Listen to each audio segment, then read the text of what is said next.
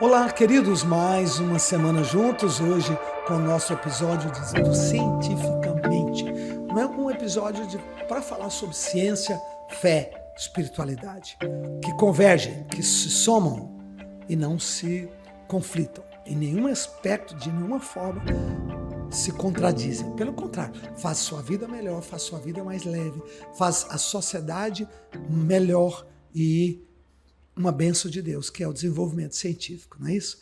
Para hoje, para falar conosco, está aqui um querido amigo, irmão, que é cientista, doutor Renato de Paula. Estamos falando aqui do Rio de Janeiro e o doutor Renato é uma autoridade aqui em neuro e ele vai compartilhar bastante daquilo que ele fez, daquilo que ele faz. É muito importante porque você mesmo provavelmente tem muita pergunta e vai precisar de orientações que ele vai trazer hoje. Doutor Renato, muito bem-vindo.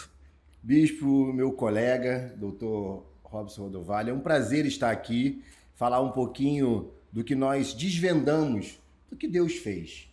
O cientista ele é um grande curioso e um curioso desse universo, dessa energia, desse tempo, dessa matéria. Eu costumo brincar que quem não gosta de ciência não pode gostar de Bíblia, porque em Gênesis 1... É só ciência. É só ciência. O primeiro versículo, né? Deus já fez do nada, né? Do tempo, a matéria.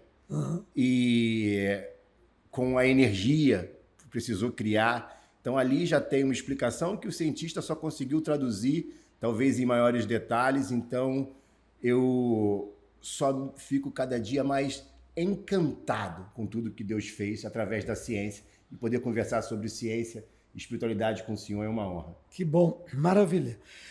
Como é que você começou essa carreira? Sua graduação e depois pós e atualmente? Eu fui um curioso desde muito criança. Numa feira de ciência eu quis ser um oceanógrafo. Na minha família ninguém fez graduação. É a realidade de muitas famílias, e minha mãe olhou para um lado, olhou para o outro, falou, oceanógrafo? Conseguiu me dissuadir. Depois eu voltei querendo ser um astronauta. Também não tinha em Nova Iguaçu nenhum astronauta. Eu acabei sendo um fisioterapeuta através do contato com um amigo meu que hoje está na seleção brasileira, está na fisioterapia do mundo, Bruno Maziotti. E o Bruno falou, Renato, tem uma profissão nova, fisioterapia. Eu fui meio sem saber, bispo, que era fisioterapia. Sim. Mas foi bem naquela época que o Romário estava se recuperando ali para a Copa de 90, Sim. 4, 98. Então foi uma explosão de conhecimento nessa área, nessa profissão. E eu, ainda mais curioso, um dos meus professores, essa é a dica que eu te dou, seja discipulado. Busque um discipulador logo. Percebeu que eu falava inglês com alguma fluência, gostava de ler artigo científico e me levou para o laboratório onde ele tinha terminado de fazer o doutorado. Então eu fiz... Aqui no Rio de Janeiro? Aqui no Rio, na UFRJ.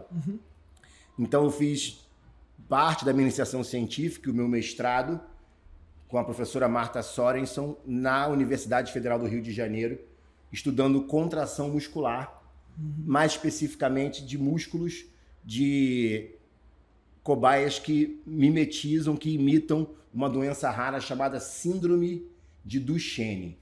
É uma doença muito grave, onde os jovens, ainda crianças, começam a ter dificuldade de andar, porque uma das proteínas do músculo não existe. Nós chamamos isso de músculo nocaute. Ele não tem essa proteína. E é uma proteína que não deixa a membrana ser permeável a cálcio. Sem ela é.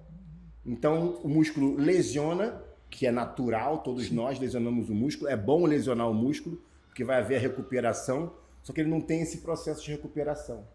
Lesiona tanto que ele deixa de andar. Meu Deus. E um dia lesiona até o diafragma, que é um músculo também. Caramba, olha isso. E ele vai parar de respirar. Nós, graças a Deus, evoluímos muito. Quando eu comecei a estudar a síndrome de Duchenne, a criança vivia até 18 anos no máximo. Hoje eu tenho amigos com 30 anos. Olha. Com essa síndrome. É a ciência e o estudo. Que benção. Trazendo a longevidade, que é um tema que o senhor tanto gosta. Graças a Deus. E meu doutoramento, de novo, um discipulador. Eu fui para Uruguai, selecionado pela Unesco para ensinar na América Latina, ainda era mestrando.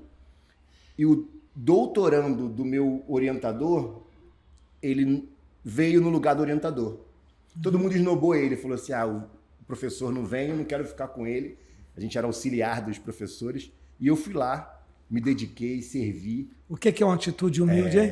Abre uma porta, né? Glória a Deus. Constrói uma ponte. Esse meu ato fez com que ele se encantasse e me convidasse para fazer um doutorado que eu nunca pensei na Inglaterra, no Imperial College.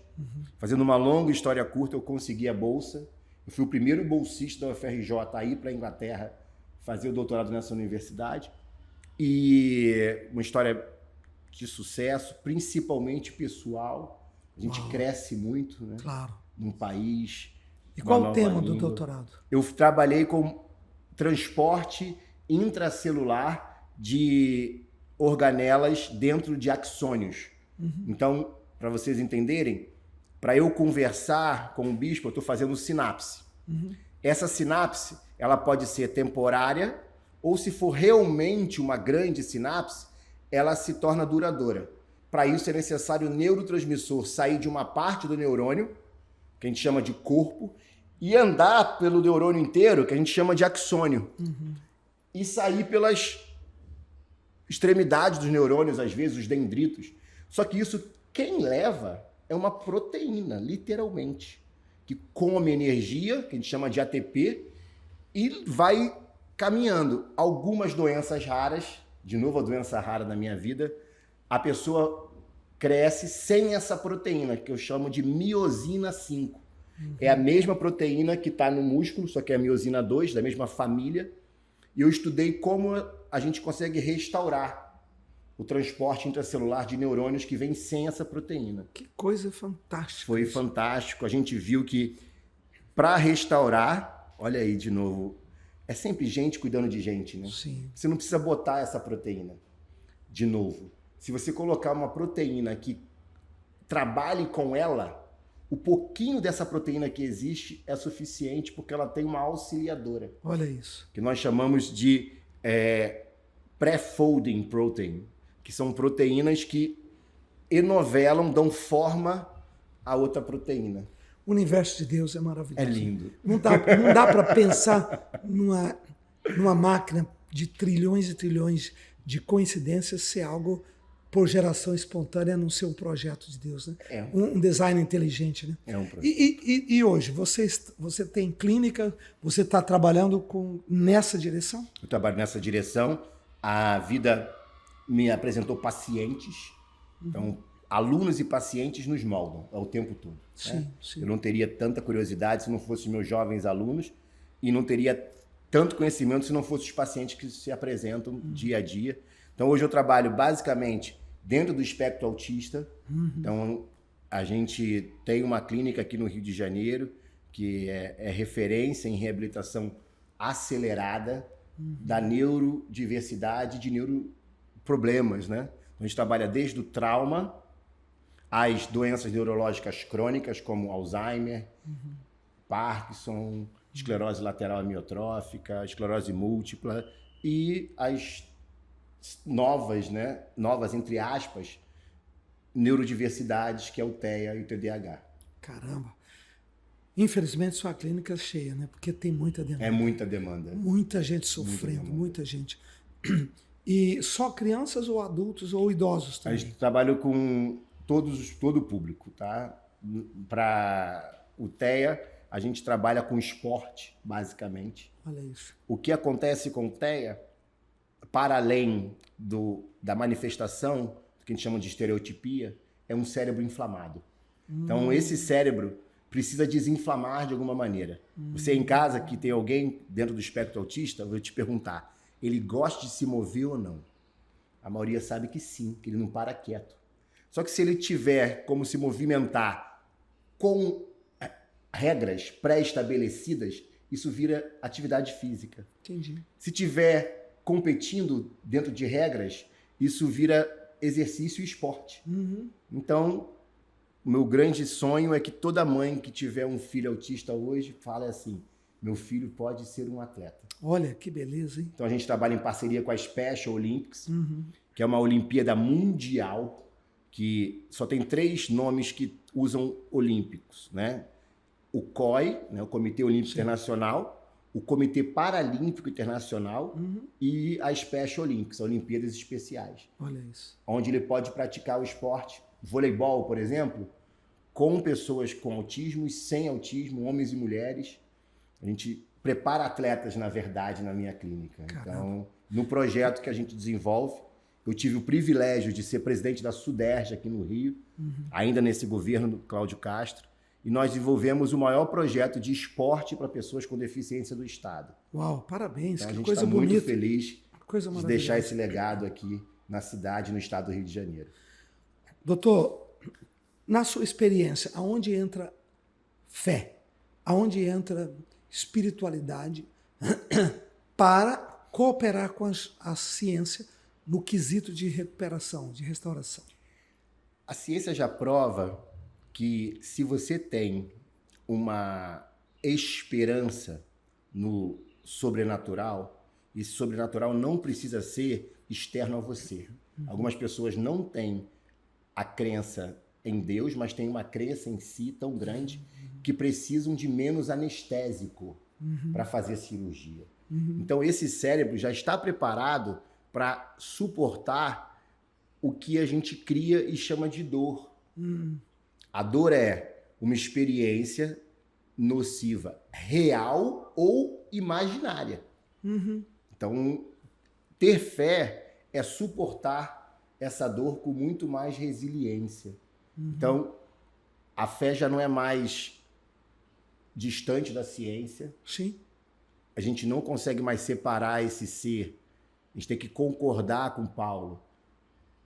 Povo, até que Deus venha, se mantenha perfeito no espírito, na alma e no corpo. Então, quando ele fala do espírito, é essa fé renovada. Então, um cérebro com fé é um cérebro mais resiliente. E você vê isso nos seus pacientes. As famílias que têm fé, as famílias de pacientes que têm espiritualidade, oração, igreja, Bíblia, eles agem, reagem e recuperam melhor. Muito melhor. Muito? Chega a ser muito? Mas é muito melhor. Então, essa fé, ela faz com que a disciplina substitua o entusiasmo. Opa, gostei disso. Porque tem paciente que até tem vontade, mas sem disciplina, sem a fé do que virá. Uma sinapse ou um aprendizado que daqui a 2 meses se estabelece, começou hoje. Sim. Talvez no livro... Elas não se criam. Dá uma aulinha sobre isso. Sinapses não se criam instantaneamente. Não é. É um processo. Explica um pouquinho sobre Então, isso. se a sinapse fosse instantâneo, a gente entrava em delírio. Imagina, tudo que você experienciar Sim. virar uma memória. Sim. Seria muita informação. Então pega você aí, ó. Se belisca. Isso é experiência. É o primeiro passo para uma sinapse. Ainda não é, tá? É uma experiência. Até acontece a sinapse, mas ela não é duradoura. Sim. Ela não vai gerar uma memória ainda. Mas se você der significado a essa dor, vamos pensar em algo ruim, por exemplo, isso começa a gerar uma memória. Essa memória, ela vai em você, dependendo da sua predisposição, gerar uma crença, que é uma programação boa ou ruim. Se você faz esporte, Sim. essa dor pode te lembrar o dia que você fez o gol. Então ela não é ruim. Sim, sim, sim, sim. Mas se você talvez esteja sendo violentado ou esteja numa luta que você não gostaria, vai lembrar de um momento bem traumático. Então, as suas crenças são frutos das nossas experiências prévias. E, teoricamente, se a gente repete isso, o nosso cérebro, meu bispo, ele gosta de estar certo. Então, toma cuidado que a sua primeira experiência não quer dizer que a sua próxima será igual, mas o seu cérebro já se preparou. Entendi. Então, toda vez que você faz uma sinapse ela gera uma pequena mudança no seu neurônio, e essa mudança for reafirmada, aí sim você gera uma sinapse que a gente chama de estrutural. Ou seja, esse neurônio estava assim, pequenas sinapses até mudam ele, mas ele volta à forma original. Mas se você mudar a estrutura do teu cérebro, essa é uma sinapse duradoura. Uau, que coisa! Por isso que quem se divorcia a primeira vez faz uma sinapse tão forte que a chance de divorciar de novo é muito grande. Porque essa é a forma dele enxergar a vida. Entendi. O que é necessário? Isso aqui é uma experiência, não é? Sim. Empilhar novas experiências boas aqui em cima. Olha isso. Até modificar essa aqui. Caramba, olha isso. A gente faz com fé, porque sem fé, na primeira você desiste. Sim, sim, sim. Casamento não presta. Sim. Decepciona com alguém, pessoa não presta. Sim. Empresa que eu abri não deu certo, só me machucou. Aquilo que machuca, normalmente as pessoas temem. Elas não vão enfrentar, elas não vão insistir. Perfeito. Elas vão evitar. Perfeito. Ao invés de enfrentar, reconstruir e até chegar a um ponto de sucesso. É isso. Porque senão você vai carregar uma memória de fracasso. E é triste isso. Nós não nascemos para carregar uma memória de fracasso, correto? E é um desperdício, porque o cérebro, quanto menos resiliente, menos plástico, nós chamamos de rigidez cognitiva, menos aprende. Sim. Então imagina que esse copo aqui é um copo de vidro, né? Se eu tentar apertar esse copo, ele modifica? Não. Porque ele é muito duro, Sim. ele é resistente. A boa memória é a memória que consegue ser plástica, ela se modifica com as experiências a ponto de mudar. Então tem gente congelado em algum trauma. Perfeito. Que te leva a acreditar que você só pode ter esse nível de influência, que você só pode ser esse tipo de pessoa, que você só pode ir a esse local. Limites. Limites de um cérebro rígido.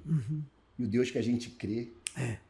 Ele tem outros planos. Eu que sei os pensamentos que tenho a vosso respeito. E como que você orienta um pai, uma mãe, um marido, uma esposa, um companheiro de alguém que passa por esse trauma, por essa experiência, por essa patologia? Como é que pode se ajudar? Como é que se pode falar? Você vai conseguir, você vai vencer. Qual que é a melhor performance de um ajudador, ou pai ou mãe, qualquer que seja? Eu acho que a gente precisa entender o Criador, né? Então, o Criador nos deu alguns pilares que eu preciso respeitar. O estilo de vida, ele molda quem somos. Eu tenho 5 grandes pilares que eu ensino a qualquer cliente meu, qualquer paciente. Então, o primeiro é a qualidade do seu sono. Sono? Quem não dorme não entende nada. Caramba, olha isso. Nada. O sono é o único momento que o cérebro tem para se renovar. Uau. Não adianta meditar, não adianta nem orar. Rapaz, eu não sabia disso. É no sono que há o que a gente chama de reboost neuronal. Porque quando você faz sinapse, você faz uma quebra de ATP em 2 substâncias, chamado ADP e PI. Isso encharca a mitocôndria de uma forma que, se eu não limpar o cérebro desses ADP e PI, que é um subproduto da minha energia que eu gastei, no outro dia eu estou exausto. Sim. Não faço sinapse mais. Então eu preciso dormir. Então, se você tem qualquer lesão, essa lesão gerou uma inflamação, você irá desinflamar se dormir. Olha. E hoje a gente vive uma geração que costuma brincar. Todo mundo está com o sol no bolso. O sol é o celular. É verdade. Que você pega 10 da noite, liga ele, é uma luz que teu cérebro não sabe se vem do sol ou se vem do celular. Ele reage da mesma forma, liberando cortisol. Uau. Ao invés de melatonina. Meu Deus. Então a primeira coisa que eu ensino é, faça higiene do sono para dormir. tenta ficar sem luz 2 horas antes de dormir, tenta um banho morno, tenta não comer muito açúcar. Aí você fala, eu não consigo dormir direito, já desliguei a luz, já tomei banho morno. Falei, o que a senhora comeu? Ah, só um chocolatezinho para dormir. Ai, ai, ai. Ou seja, o trem tá parando. Uma bomba de energia. Aí você fala, trem para, aí você joga lenha na fogueira, o trem dispara e você vai para a cama, não adianta. Então, esse é um dos pilares, sono. O segundo pilar, que as pessoas dizem que faz, mas precisa de mais disciplina do que motivação, é o exercício físico. Olha isso. Então, se você não gastar essa energia que você foi programado para gastar, seu corpo te cobrará com ansiedade, com agito. As pessoas falam, ansiedade é excesso de futuro. Não é. É medo do presente. Medo do presente.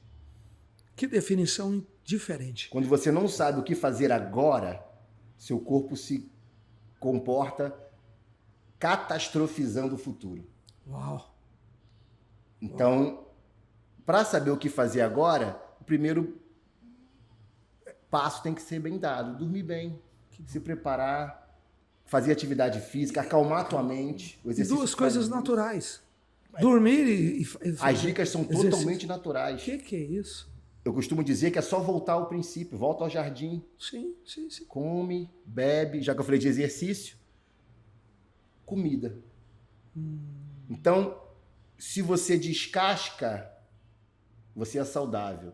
Se você desembala, você vai inflamar. Então, tente comer mais produtos naturais que Deus fez. Raízes, frutas, grãos. O que é descascável. Descascável. E o que está no saquinho, Aí é... a balinha, o docinho industrializado, é excesso de carboidratos, né? Que o seu corpo não está preparado. O design inteligente não foi preparado para tanto combustível. Perfeito. Perfeito. Esse combustível em excesso vai parar dentro de um galpão chamado fígado e vai criar uma doença chamada esteatose hepática. Que se não for cuidado, vai criar uma cirrose. Se não for cuidado, vai gerar um câncer por excesso de alimento. Caramba. E isso tudo, um acompanhante, um pai, uma mãe, um marido, uma esposa, pode dar força, pode dar reforço. Eu ensino a família. Ah, bom. Eu ensino a família. Explica. Porque se uma pessoa tem uma doença crônica em casa, a família adoece. Não existe um diabético, uma família diabética. Sim. Porque se o diabético tem que evitar alguns alimentos e tal, tem alguém comendo um Big Mac do lado dele, isso é uma maldade, né? Sim, então sim. a família se alimenta melhor. O quarto pilar, parece que a gente cuida disso, mas negligenciamos muito, relacionamento. Olha. O cérebro humano precisa de pertencimento. É um dos pilares mais instáveis quando te falta na vida. Olha. A presença de um pai, de uma mãe, de uma família, de um emprego, de uma igreja. Tudo isso é gente. Sim, sim. Então eu costumo dizer que a mesma pessoa que te fechou a porta abrirá. Sim. O ser humano que te feriu te curará. Olha. A igreja que te feriu vai ser o lugar que você vai se restaurar. Então é gente cuidando de gente. Ah, mas eu não gosto de gente, é muita decepção. Dane-se. Vai ter que ter amizade. Uma pessoa sem amizade adoece mais. E por último, uma vida espiritual. E aí não entra o Renato, servo do Deus Altíssimo. Entra o cientista. Sim. Então, se você quiser compartilhar da minha crença, eu vou falar que Jesus Cristo é o único caminho, a verdade e a vida. Mas, independente disso, se o senhor for um antropólogo e visitar qualquer tribo, eles estão adorando alguma coisa. É verdade. Impressionante. Tem sempre uma divindade. Sempre. Vai ser uma flor, uma água, uma terra, um barro, e nós sabemos quem que devemos adorar. Então, esses são os 5 pilares. Dorme bem, faça exercício, se movimenta que melhora, tenha bons relacionamentos, faz um manejo do sono, né? E se relacione bem. Né? Então, acho que aí se resume e depois a gente vai para a especificidade. Se for um problema do nervo periférico, a gente vai cuidar. Se for um problema do sistema nervoso central, nós vamos cuidar. Mas sem esse... Eu costumo dizer que quem dá a nota é o próprio cliente. 0 a 10, como é que está seu sono? De 0 a 10, como é que está sua alimentação? Então ele faz essa autoanamnese e ele mesmo vai melhorando dia a dia. Doutor, pessoas que não conseguem dormir, que lançam mão de um remedinho, tem o diazepam, tem várias propostas. Até que ponto que isso é saudável, até que ponto que isso não é saudável? Se um médico, psiquiatra entendeu, ou um neuro entendeu que o seu cérebro precisa desse bálsamo rápido, porque ele ia demorar muito, sem alopatia, sem remédios e tratamentos, você precisa. Sim. Cuidado para alguém que está medicado e você com preconceito contra o medicamento, achar que ele não precisa e desestabilizar alguém que estava estável. Então, isso tem muito na igreja. Sim. Joga seu medicamento fora. Para de tomar isso. Se foi um médico que recomendou, acho que é válido. Tá? Você tem muito preconceito hoje contra remédios para o cérebro. Sim. Mas se ele estivesse tomando para o joelho, ninguém ia mandar parar. É verdade. Então o cérebro também é um órgão, Sim. também tem medicamento para eles. É isso o aí. problema é se for automedicado. O problema é se não for algo que foi cientificamente comprovado que funciona. Então, sou a favor, desde que seja empregado por alguém, por um médico, que sabe que aquilo é importante.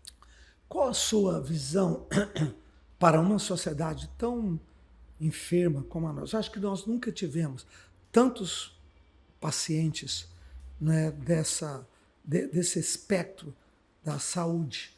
E também Alzheimer. É uma doença que ela nem se conhecia. E hoje isso está tomando a sociedade.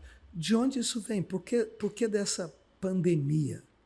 Vou falar primeiro do Alzheimer. O Alzheimer vem da longevidade. Né? Se você ficar muito velho, a sua pele terá estria.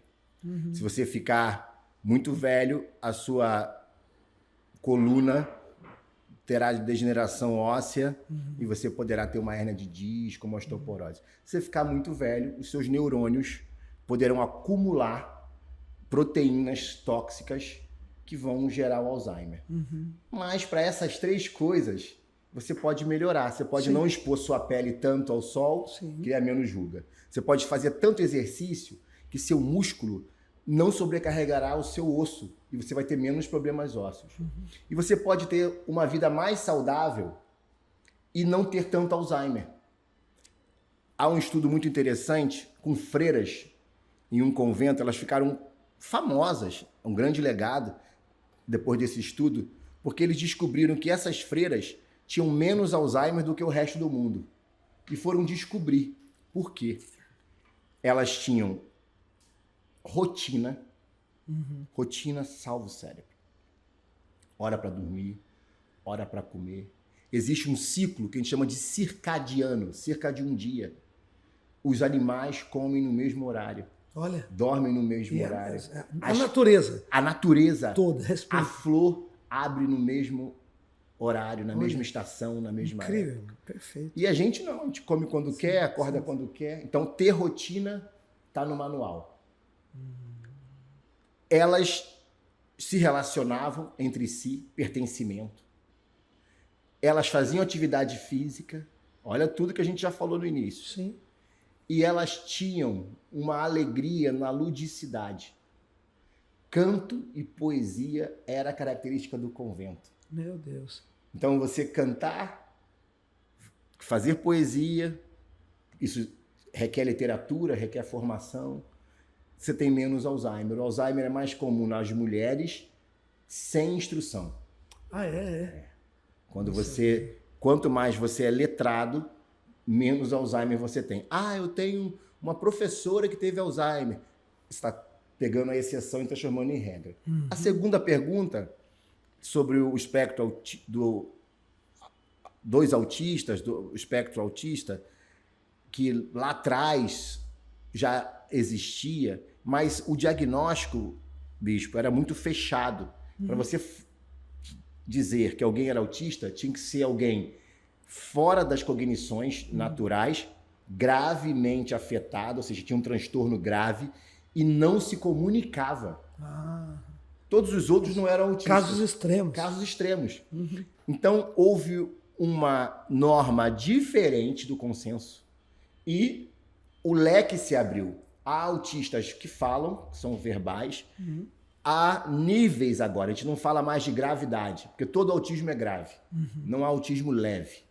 Então, essa gravidade agora é nível de suporte. Que eu até não sou tão a favor, tá? Sim. O senhor gosta de cozinhar? Não. Não. O senhor gosta de falar? Muito. O senhor precisa de ajuda para falar? Não. E para cozinhar? Nem o micro-ondas consegue me ajudar. Você vê o grau de deficiência. Então, o seu nível de suporte para uma coisa é baixo, para outras é grave. Eu estou falando isso porque às vezes chega na minha clínica a mãe que fala assim, meu filho é autista nível 3 de suporte. Eu falo, para quê? Ela fica assim. Para se comunicar. Eu falei, que bom, mas e para exercício? Nunca testei. De repente, para correr ele é nível 1. Ele é ótimo. Sim.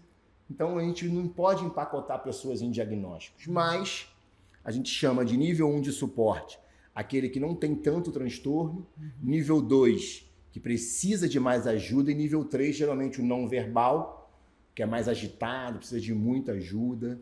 Então, não acho que haja uma explosão de mais casos, mas um ampliar de diagnóstico. Entendi.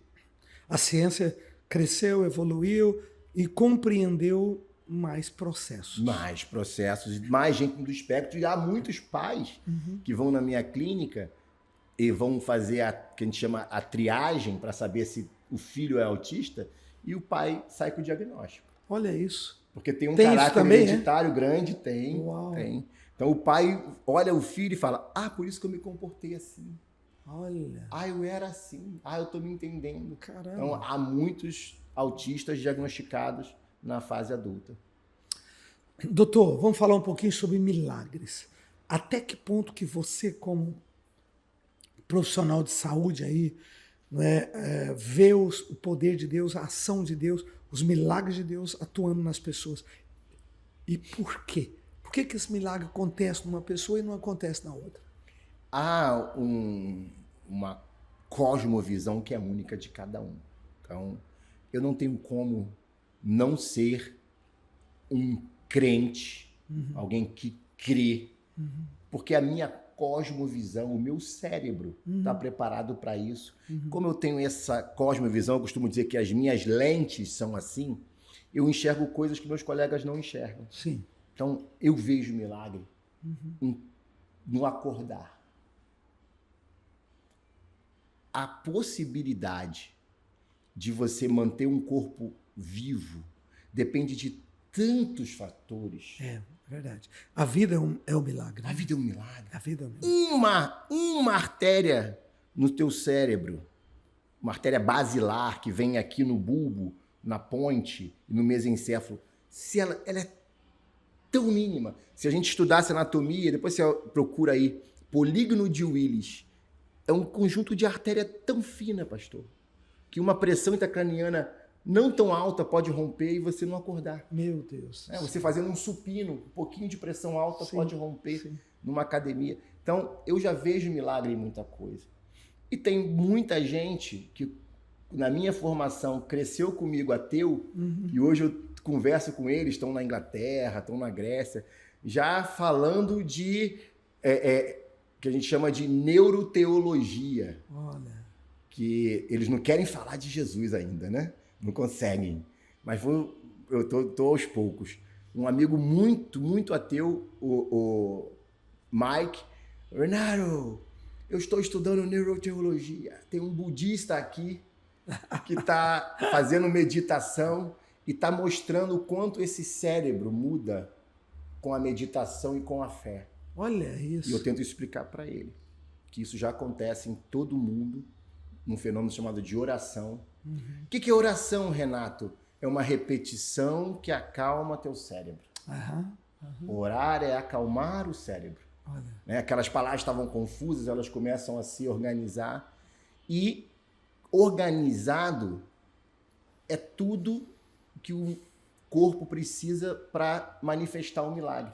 Uhum. Por que não acontece em outras pessoas? Porque ainda está desorganizado. Uhum. Então, um cérebro mais calmo, desinflamado, com fé, é muito mais propício à cura.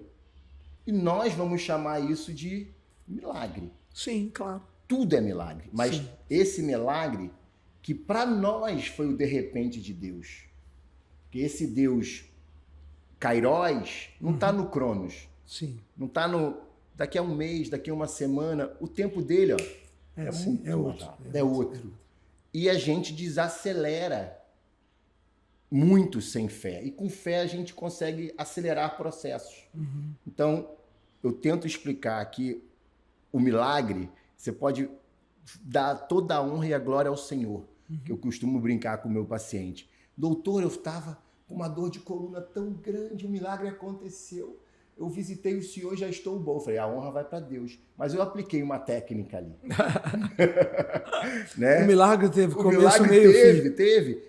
E ela também ajudou. Sim. Né? Deus fala, olha, vou botar essa lama no seu olho, mas vai ali se lavar. Sim. Tá? Eu vou levantar o meu amigo Lázaro, mas abre a tumba.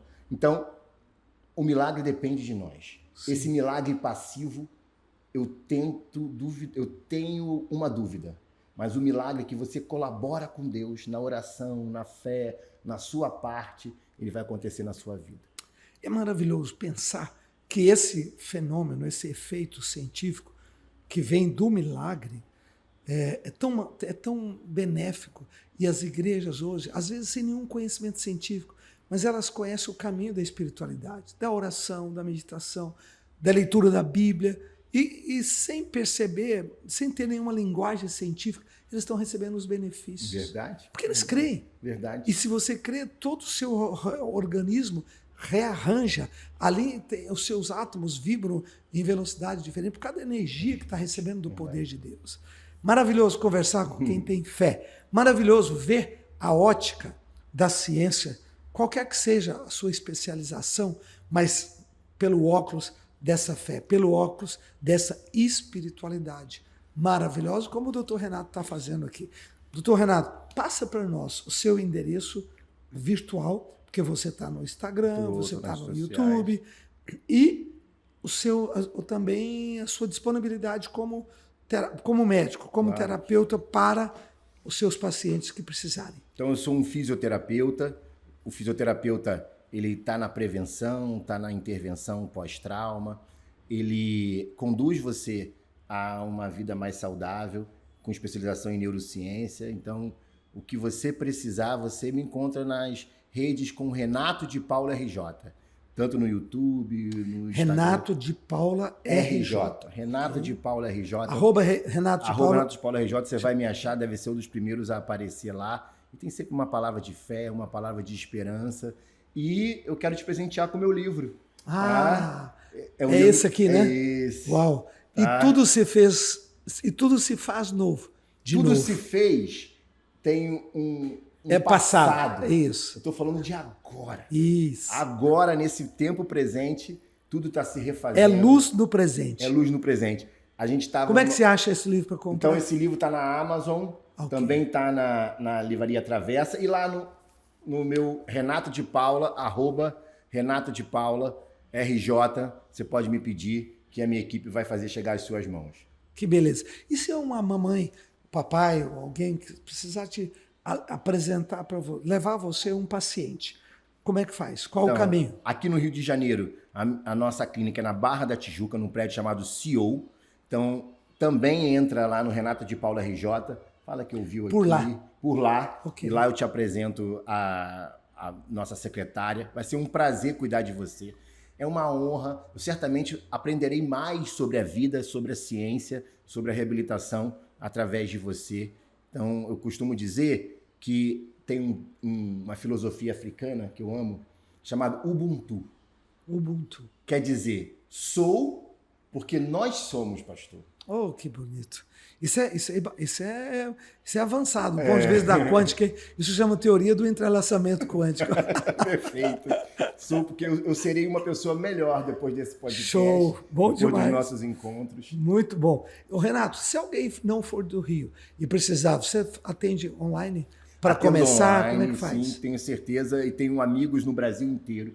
Eu faço parte do Conselho Federal dos Fisioterapeutas do Brasil. Então, colegas espalhados, maravilhosos, que podem aí em qualquer estado que você estiver da federação te ajudar. Minha equipe é uma equipe grande no Rio de Janeiro, a gente trabalha com home care também hoje. Home care também? Isso. Okay, então você tem alguém em casa que precisa de uma equipe para visitar e fazer a manutenção da saúde, a gente envia também. Que bom. Então, conte comigo. É isso aí, meu amigo. Muito obrigado pela sua presença. Chegamos ao final desse bate-papo tão gostoso, tão rico, passou tão rápido, com o Dr. Renato de Paula. Esse grande homem de ciência, né? PhD, neurociência e também uma pessoa, um cientista com fé no coração, com Deus na sua alma. Isso faz toda a diferença. Obrigado pelo bate-papo. Vamos nos despedir aqui. E você, faça contato se você precisar, estamos à sua disposição. Pega esse vídeo, assista, curta e compartilhe, porque uma coisa dessa aqui é rico demais. Compartilhe com as suas células, seus amigos, para que a gente possa ajudar nosso povo no conhecimento e na sabedoria. Deus te abençoe. Fique na paz. Até mais.